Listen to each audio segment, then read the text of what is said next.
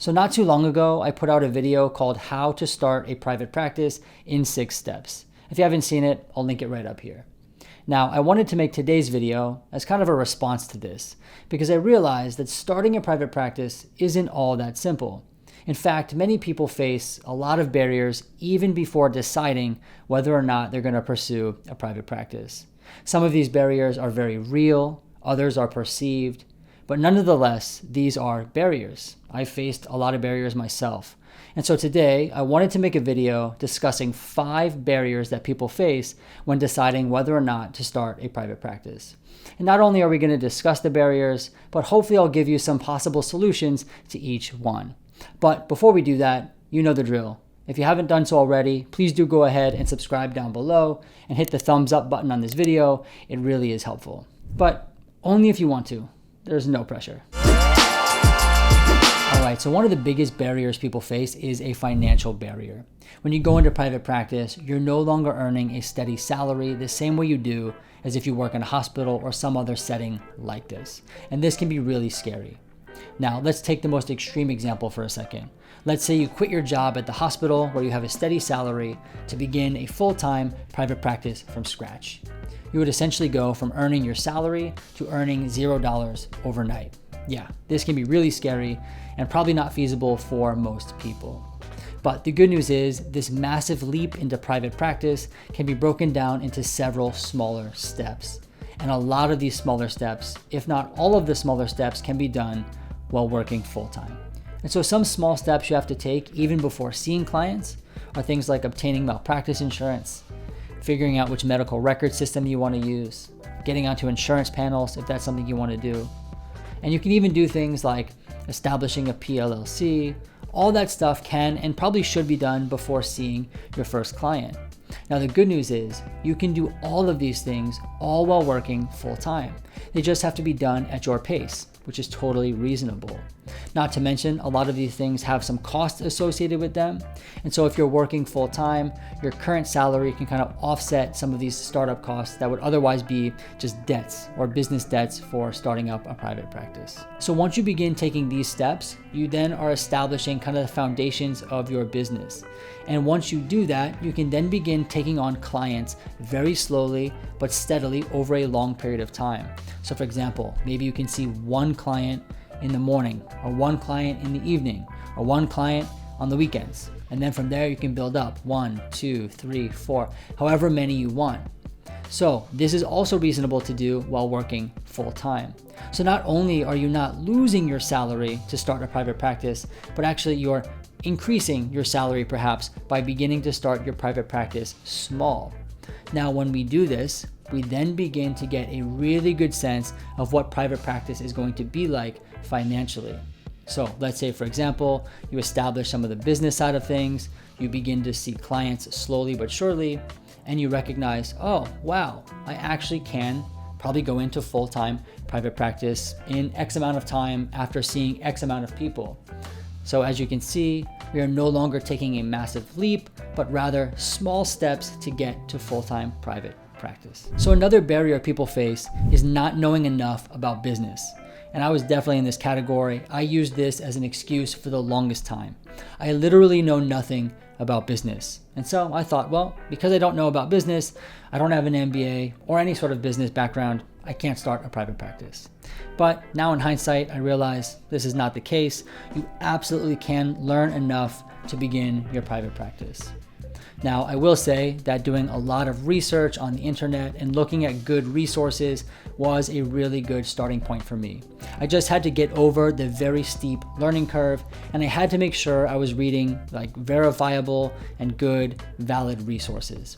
I'll link a few down below that I used. But one of the most helpful things that I learned and that actually blew my mind was that there are people out there, there are professionals out there who can help a therapist start a private practice. I had no idea. So I found out that I should talk to a CPA, an accountant. And so I did. And when I spoke to him, my eyes were opened.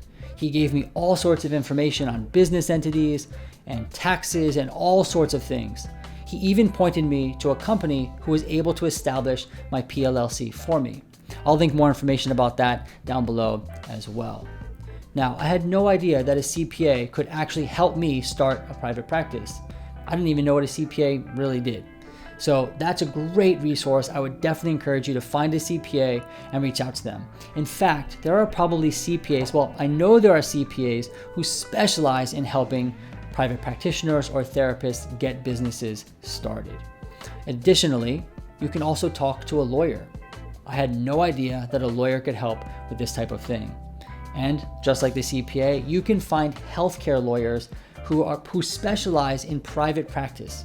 Like, you can find a healthcare lawyer to help you start a private practice.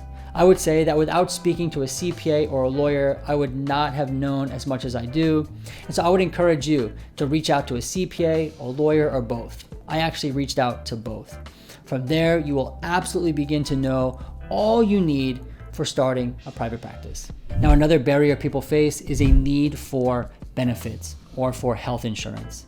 This is absolutely something to consider and really important, because if you go into private practice, you no longer have benefits that are supplied by an employer, and you'll either need to be on a spouse's plan or you'll need to pay for your own.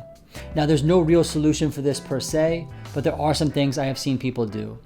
First, I've seen people get a part-time job with full-time benefits and work in their part-time private practice. This is certainly a really good solution. It's almost the best of both worlds. The other thing is to kind of take the approach we talked about earlier, where you start to build up your private practice slowly and get a sense of your earning potential. And then you can determine if it's worthwhile paying for your own insurance plan. So I would say, definitely consider this one closely. This is a huge deal for most people, totally understandable, and something to definitely be considered. Should it be the end-all be-all of your decision? No. I think that if you kind of start to calculate how much your earning potential is, you may be surprised by what you find. Definitely don't rule out private practice just because of this. So another barrier people face is not having enough time. And it's true. All the things we've talked about, starting a website, talking to a lawyer, establishing a PLLC or a business entity, all takes time. And for me, before I started my private practice, I was overwhelmed by all that I had to do and thought to myself, there is no way I have time to do all that. But once I recognized that there was really no time constraint and that I could do these things on my own whenever I had a free hour or a free couple of minutes, the pressure was off and I was able to do these things at my own pace. So for example, if I had a couple minutes, I would start thinking about what I could put on my website. If I had a free hour, I might make a phone call to a lawyer or to a CPA or do some more research. And what I realized is that over time, all these little things I was doing was actually making progress towards this bigger goal. And also, I realized that it was achievable. I could actually start a private practice. It just might take longer to do all of the steps required. But you certainly can do it. Begin using whatever time you have to take these steps, and in no time at all, you will have a private practice. Another barrier people face is this idea of being alone or isolated because you're in private practice, you're working for yourself. And now it's true, there absolutely is the potential to be very isolated. But the good news is it does not have to be this way. It's actually whatever you make it. So there are so many different communities, organizations, and things like that that you can become a part of and actually have peers around you as supports, all sorts of things. So for example, you can join the NASW, you can join the APA, professional organizations. You can sign up for trainings and meet people. Places like Alma, which I've talked about in other videos, have communities and different listservs that you can contact. Even places like LinkedIn have communities and groups where you can reach out. I really do think that it does not need to be as isolated as you think it does. Actually, it can be more social. It can be as social as you want it to be. It can be as team-based as you want it to be. Hey, you can even think about hiring a partner. You can even think about working with a team in the future if you want. So just remember, you don't need to be isolated, but it is what you make it. So that is it for today's video. I hope this was helpful for you. I hope you learned something. And as always, if you haven't done so already, please do go ahead and subscribe down below. I will be posting consistent content to this YouTube channel. I look forward to seeing you soon.